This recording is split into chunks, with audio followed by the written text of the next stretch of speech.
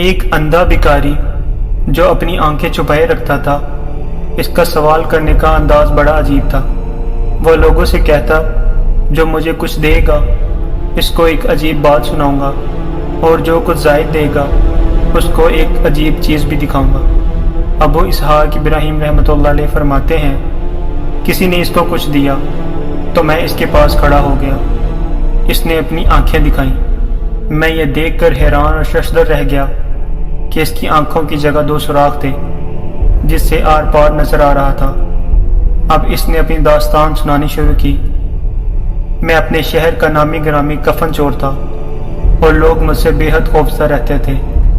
اتفاق سے شہر کا قاضی بیمار پڑ گیا۔ اس کو جب اپنے بچنے کی امید نہ رہی تو اس نے مجھے 100 دینار بھجوا کر کہلا بھیجا کہ میں ان 100 دیناروں کے ذریعے اپنا کفن تجھ سے محفوظ کرنا چاہتا ہوں۔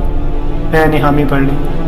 اتفاقاً وہ تندرست ہو گیا، مگر کچھ عرصے کے بعد دوبارہ بیمار ہو کر مر گیا۔ میں نے سوچا کہ وہ عطیہ تو پہلے مرض کا تھا، لہٰذا میں نے اس کی قبر کھود ڈالی۔ قبر میں عذاب کے آثار تھے اور قاضی قبر میں بیٹھا ہوا تھا اور اس کے بال بکھرے ہوئے تھے اور آنکھیں سرخ ہو رہی تھیں۔